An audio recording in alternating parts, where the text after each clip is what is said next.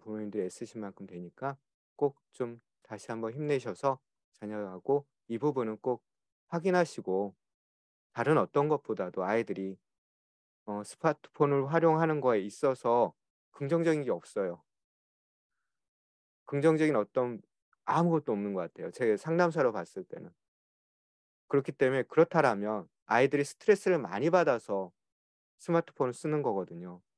그것도 이제 학업 스트레스든 관계 스트레스든. 그거 꼭 확인하시면서 접근하시면 좋을 것 같습니다. 중2병이 아니라 성장통이라고 제가 이제 이야기를 책에도 이렇게 진행을 했는데요. 관점에 따라 좀 부모님들이 아이들 대하는 게 좀 다를 것 같아요. 이걸 마치 무슨 정신병 관련된 어떤 걸로 병이라고 붙여 버리고 중2병이라고 카테고리 딱 규정해 버리면 어머님들이 이제 학부모님들이 이렇게 생각하는, 부모님들이 생각하는 중2병에 관련된 부정적인 이야기들이 너무 많으세요. 그럼 이 아이가 어떤 행동, 그러니까 자녀의 발달적으로 자연스럽게 당연히 드러나는 어떤 모습들이 있거든요, 중학생 아이들이. 그것마저도 마치 되게 부정적으로 보실 수가 있으세요. 그래서 중2병이 아닌 그냥 아이들이 지금 성장통을 경험하는 거라고 좀 이해하시면 좋을 것 같아요. 아이들 키우실 때 유아동기 때 아이들 성장통 경험하잖아요. 아이들 막 진짜 막 이렇게 막 한참 클 때잖아. 그러니까 0 세부터 한 3-4 세까지 급속도로 클 때 아이들 성장통 느낀다고 하잖아요, 실제 성장통. 그때 아이들이 말은 못하기 때문에 아프다고 막 울기만 하잖아요. 뭔가 아픈데 뭐 부모님 첫째 키우실 땐 잘 모르는 성장통. 그런 것처럼 아이들이 사춘기 때도 키가 상당히 많이 커요. 몸도 변하고 실제 눈에 보이는 변화가 있기 때문에 아이들이 불편한 거예요, 몸이 뭔가가. 어쩌면 되게 짜증나는 상태죠, 몸 상태가. 뭔가 변화가 있고 뭐 아프고 하니까. 거기다 이제 뇌 발달 있죠. 그다음 호르몬 변화로 인한 뭔가 불편함들이 있기 때문에 이 아이들이 그게 힘든 거예요, 어찌 보면 몸 상태나 이런 것들이. 그러다 보니까 그걸로 인한 어떤 태도들이 나오겠죠, 부모님들에게. 이전과 다른 태도. 어찌 보면 반항하는 태도도 나올 수도 있고요. 짜증과 화도 많이 내고 이야기 안 하는 모습도 나타낼 텐데, 이게 다 그냥 정상 발달 범위 안에 있는 아이들의 모습이라는 건데, 이걸 마치 중2병이라고 딱 규정하고 아이를 바라보시면 그냥 부정적으로 보이실 거예요. 사람이 어떤 단어의 어떤 이야기, 어떤 내가 갖고 있느냐에 따라서 되게 다르게 경험할 수 있거든요. 그러니까 어찌 보면 편견을 내려놓고 자녀를 보셔야 되는데 이게 쉽지가 않으신 것 같아요. 그래서 아이들도 힘들다라는 거예요. 지금 한참 성장하는 시기여서 거기다 이제 학업 스트레스까지 있기 때문에 그걸 좀 이해하시면서 '아이들을 좀 바라보시면 좋겠다.' 해서 중2병이 아니라 성장통이 지금 심한 겁니다.'라고 좀 보시면 좋을 것 같습니다. 착하고 말 잘 들었던 어린아이에 이별하시오 하세요라고 이 제목을 지은 오늘 제가 몸 상태가 안 좋긴 하나 봐요. 뭐가 말이 꼬여요, 계속. 양해 부탁드릴게요. 어 영득쌤 들어오셨구나. 제가 오늘 코로나 확진 받았거든요. 2 차인데 1차 때보다 증상이 심하진 않은 것 같아도 뭔가 막 부모의 상실감이 있으실 거예요. 아동기 때 어찌 보면 나하고 막 이렇게 친밀했던 아이가 갑자기 이제 컸다고 뭔가 이제 나하고 다른, 마치 성인 아이처럼 이렇게 뭔가 떨어지려고 하거든요. 근데 그것도 지극히 정상적인 발달인데 그걸 못 받아들이시는 부모님들이 계세요. 내 품의 자식이 아니라 뭔가 자꾸 떨어져 나가니까 힘들어하세요, 그래서 실제적으로. 그리고 대부분의 이제 주 양육자이시고 많이 관여했던 엄마들이 많이 힘들어하세요, 심리적으로. 사춘기 때 엄마들이 되게 힘들어하시거든요, 이렇게 아이가 이제 막 품을 떠나는 것 같아서. 그렇기 때문에 어머님들이 일단 사춘기 때 이때 한번 재정립은 하실 필요가 있으세요. 아버지도 그렇고 특히 어머니들이 재정립을 한번 하셔야지 성인기에 이제 진짜 독립해서 나갈 때 이게 좀 더, 뭐라 그러지? 덜 힘드실 거예요, 한번 경험을 하셔야지 사춘기 때. 그래서 어린아이 모습은 이제 기대하지 마시고요. 유아동기 때 뭐 초등학교 때까지 착하고 예쁘고 이렇게 말 잘 듣고 항상 같이 다녔던 그런 거는 이제 그 모습은 버리시고 빠이빠이 하셔야 돼요. 작별하시고 이제 이 아이 또한 내 아이인데 이제 변화하는 거잖아요. 어쩌면 되게 듬직하고 잘 자라면 되게 이제 성인으로서 가는 거기 때문에 이제 어떤 좀 이전과 다른 태도로 부모님이 좀 변화, 성장? 변화? 부모님도 성장시키셔야 되는 부분인 것 같아요, 아이에 맞게끔. 마음을 좀 성장시키셔서 아이를 좀 새롭게 사랑하라는 게 필요한 시기입니다. 중학교 아이들은 쉽지는 않은 것 같아요. 실제적으로 상담할 때도 그렇고 우스갯소리로 제가 가장 힘든 대상이 1대 1은 상관없거든요. 1대 1은 거의 상관이 없는데 집단을 할 때 중학생, 남자애들보다 여자애들 상당히 힘들어요. 그래서 제가 요즘은 중학생, 여학생 그룹은 안 들어간다고 아예 말씀을 드려요. 그러니까 그만큼 저는 어렵더라고요, 이게 중학생, 여학생 집단은. 근데 1대 1로 할 때는 상당히 잘 돼요. 뭔가 모르게 하여튼 어려운 시기의 아이들인 건 분명한 것 같습니다. 근데 저만 경험하는 게 아니라 여자 상담사분들도 중학생 여자아이들의 그룹은 힘들어하시더라고요. 그만큼 어려웠기 때문에 부모님들이 힘내시고 더 이렇게 좀 뭐라 그러지? 좀 더 수용적이 되셔야 되는데 그게 쉽지 않죠. 음. 착하고 말 잘 들었던 어린아이 일벌야세가 비슷한 연장선상이고요. 부모들에게 있어서 중학생 자녀는 새롭게 사랑해야 할 대상이지 마치 어린아이 이전에 본인이 그러니까 어머니가 여기 계신 부모님들이 경험했던 아이들 이전의 아이들의 모습을 자꾸 떠올리시면서 대하시면 안 된다라는 거예요. 상처만 받으세요. 그리고 분명히 아이들의 이런 모습들 좀 나를 힘들게 하는 모습들은 정상적인 발달 과정 중에 분명히 있다라는 거고요. 이 정상적인 발달 과정 중에 있는지 태도인지 아닌지는 좀 객관적으로 보셔야 돼요. 아까 스마트폰 과의존, 스마트폰 중독에 때문에 나타나는 공격적이고 충동적이고 조절하지 못하는 거는 정상적인 발달 범위가 아닌 거예요. 그냥 아이들이 정상적인 발달 범위에 이 정도까지는 오케이 하는 걸 부모님이 알고 계셔야 돼요. 그럼 좀 찾아서 좀 공부도 하시고 내 아이의 이 정도는 정상적인구나. 다만 내가 이해하고 품어주기 어려울 뿐이다. 라고 이해하셔야 되고요. 스마트폰 과의존 같이 이렇게 뭔가 실제 어떤 어려움이 있어서 나타나는 태도는 정상적인 발달이 아닌 거예요. 어찌 보면. 그건 구분을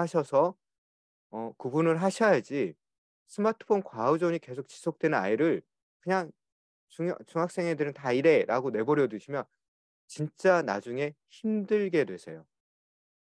말씀드렸지만 중독 뇌는 뇌의 문제로 가는 거기 때문에 쉽게 이게 회복하기가 어려우세요.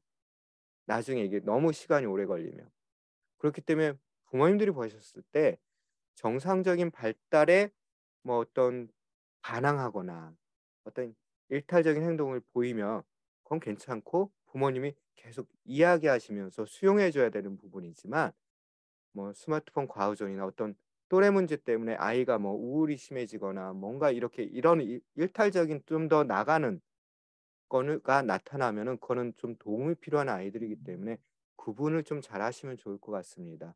이걸 상당히 생각보다 중학생 부모님들이 어 생각보다 이거 시기를 좀 많이 이렇게 아이가 힘든 상태로 이렇게 보시다가 상담 장면에도 나중에 오신 경우가 꽤 많으세요, 몇 년 지나서. 그러면 안타까운 게 좀 초기에 개입을 했으면 아이가 빨리 좀 이렇게 털어내고 뭔가 이렇게 성장을 좀 건강하게 바람직하게 성장할 수 있었을 것 같은데 너무 오랜 기간 아이가 심리적으로 힘든 상태를 경험을 하다가 부모님과 갈등 관계로 오래 하다가 상담 장면에 오면 자 부모님과 갈등 관계에 있으면 부모님도 힘들지만 아이도 상당히 상처 많이 받거든요, 아이들이. 부모님이 하는 말들에 상처를 상당히 많이 받고 실제적으로 자존감도 너무 많이 떨어져요. 부모님한테 아무리 뭘 해도 내가 너 이게 메시지가 뭐냐면 어 엄마가 나 안 사랑한다. 아빠가 나 안 사랑한다. 이렇게 자꾸만 이렇게 들어오기 때문에 꼭 그건 좀 구분하실 필요가 있으세요. 이게 정상적인 어떤 발달 과정 중에 나오는 나를 힘들게 하는 태도인지 아니면 아이가 어떤 실제적인 심리적이든 뭔가 어려움이 있어서 나타나는 행동 때문에 내가 힘든 건지를 구분하셔야 됩니다. 어 이게 좀 그렇긴 한데 부모 말 잘 들으면 오히려 걱정하세요도 너무 수능적인 아이들이 있어요, 사춘기임에도 불구하고. 최근에도 어떤 대학생 하나 만났는데 사춘기가 좀 늦게 오는 경우도 있더라고요. 고등학교 때 이렇게 너무 말 잘 듣고 공부 참 잘하다가 정작 스카이를 바라보고 공부도 잘해 갖고 자사고도 갔는데 정작 사춘기가 뒤늦게 와 버리더라고요. 그런 학생 고등학교 1 학년 때 이제 사춘기가 와서 그때부터 공부를 안 한다고는 하더라고요, 자기도. 하여튼 부모 말 잘 듣는 거. 그러니까 사춘기가 정상적으로 보통 이제 중2 때가 이제 가장 정점일 텐데 요즘 사춘기 시기가 빨라졌잖아요. 뭐 초등학교 4 학년, 뭐 여학생들은 3 학년 얘기도 나오기도 하고. 그러니까 이런 사춘기 발달이 어느 정도 비슷하게 이렇게 좀 많은 아이들 비슷하게 하면 중학교 때 이제 절정일 거예요. 그다음 절정을 지나고 고등학교 때부터 이제 딱 이제 입시에 몰입해야 되는데 만약에 아이가 계속 뭔가 이런 사춘기의 어떤 모습들이 안 드러나고 너무 수능적인만 나오는 거 또 어 아닐 수도 있지만 많은 경우 그냥 부모 말 잘 듣는 거 상담사로서 봤을 때 상당히 수동적인 거, 상당히 의존적인 거, 부모하고 완전히 뭔가 이렇게 융합돼 있는 거라고 보거든요. 이게 건강하지는 않거든요, 심리적으로. 아이들은 사춘기가 된다라는 거는 이제 성인기로 가는 과정 중에 나타나는 모습인데 가장 핵심 키워드는 독립이에요. 독립을 한다는 건 부모님하고 이렇게 떨어진다는 거잖아요. 부모님하고 떨어진다라는 거는 심리적으로도 거리 두기가 돼야 돼요, 아이들이. 성인이 되면 물리적으로도 떠나지만 일단 사춘기 때는 부모님의 뭐 의식주나 이런 모든 거 해결받아 이건 도움을 받아야 되니까 부모님 같이 있지만 심리적으로 이제 아동기까지는 부모 말 잘 듣고 이런 거는 이렇게 같이 움직이는 경우가 많아요, 부모님. 특히 엄마하고 주행자인. 근데 이제 사춘기가 된다는 건 아이가 힘을 내기 시작한다는 거예요, 심리적 발달 과정상. 독립인 거고 독립을 다른 말로 하면 자율성인 거고 자율성을 다른 말로 하면 본인의 삶에 관련돼서 선택하고 이제 책임져 가는 이 힘이 커지는 시기인데 이게 아이가 오히려 부모 말 잘 듣고 있고 막 잠깐 부모가 하라는 대로 하면은 이게 안 커지는 거잖아요, 자율성이라는 부분. 그리고 부모님들이 가장 원하는 자기 주도성 학습, 자기 주도 학습이라는 것도 자기 주도성인데 자기 주도성이라는 건 결국 자율성이잖아요. 자기가 선택하고 책임지는 거. 이게 안 된다라는 거거든요. 그래서 오히려 중학생 아이가 너무 말을 잘 듣고 하는 것도 좀 한번 생각해 보세요. 부모님 입장에선 상당히 편하실 거예요. 아이가 일탈도 없고 반항도 안 하고. 그러나 아무리 사춘기가 힘든 시기라고는 하지만 많은 연구 결과들을 보면 부모하고 대화가 잘 되는 아이들은 어렸을 때부터 그 대화 시간이 많은 아이들은 사춘기도 잘 넘어가요. 그렇게 심하게 힘든 어떤 경험들 안 하고 잘 넘어가요. 가족 규칙 안에서 아이가 자기 표현하고 부모님이 그거 수용해 주는 거 알고 자기가 힘들 때 부모님이 도와주는 거 아는 아이들. 그러니까 대화가 잘 되고 의사소통이 잘 되는 아이들은 사춘기를 잘 넘어간다고 하니까 하여튼 너무 부모 말 잘 듣고 하라는 대로 잘하는 아이들은 좀 한번 서버가 저기 하겠지. 지금 다들 그거 저기 하고 있으니까. 좋을 것 같습니다. EBS. 그래서 심리적 성장을 도와주시는 게 필요합니다. 아이들이 만약에 너무 또 수동적이고 너무 의존적으로만 부모님한테 이렇게 있는 게 보이시면 아이의 자율성을 좀 발달시켜 주는 것들을 부모님이 해 주셔야 돼요.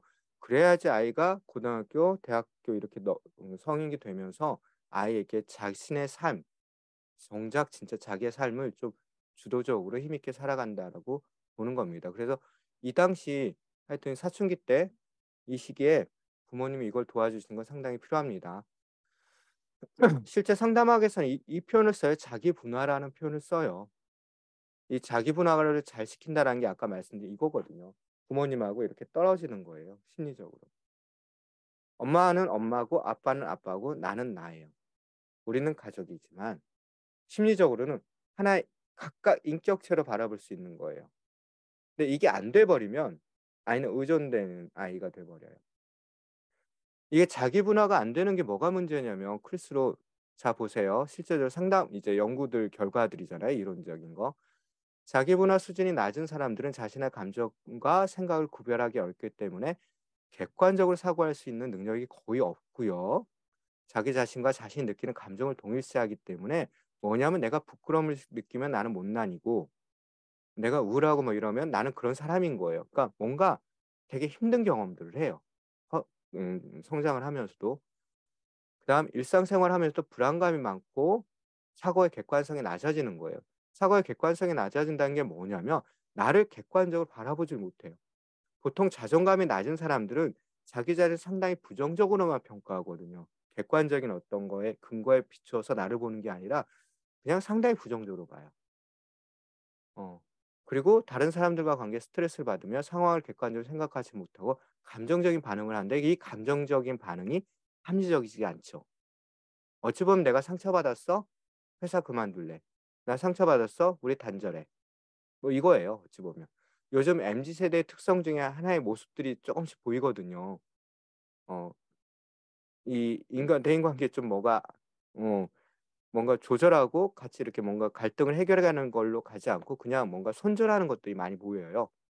그걸로 인해서 그런 부분들이 있기 때문에 자기 분할은 상당히 중요한 발달 과제이기 때문에 아이들이 사춘기 때 너무 수능적이고 엄마 말 잘 듣고 아빠 말 잘 듣고 하는 것도 한번 좀 다른 시각으로 보시면 좋겠다 싶습니다. 물론 부모님 입장에서는 되게 편하실 거예요. 아이가 큰 문제 안 일으키니까.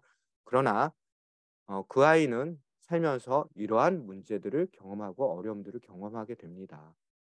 어 상당히 살기가 쉽지는 않겠죠, 이렇게 되면. 어 이게 중학생 아이들 사춘기 아이들 바라볼 때 가장 이제 어려운 부분인 것 같아요. 막 이제 독립을 하는 시기이기 때문에 부모님하고 이제 독립, "나는 나예요."라고 이제 한참 강하게 얘기하는 시기이기 때문에 막 반항하는 모습 보이고 뭔가 저항도 하고 막 공격적인 모습도 보이는데 그런데 이 이면에 이 내면에는 또 뭐가 있냐면 "나 사랑해 줘."가 있어요. 그러니까 부모님 상당히 힘든 거예요. 하나는 되게 막 나를 막 미운 짓 다 하면서 "나 사랑해 줘." 하니까. 그래서 되게 모순적인 것 같아요, 이 시기의 아이들은. 그러니까 부모님들이 진짜 소위 내공이 진짜 이렇게 있으셔야지 어 이 아이들 어 이 인성 그러니까 심리적인 발달도 도와주실 수 있고 학습적으로 성취낼 수 있도록 도와줄 수 있으실 것 같다라는 생각은 합니다.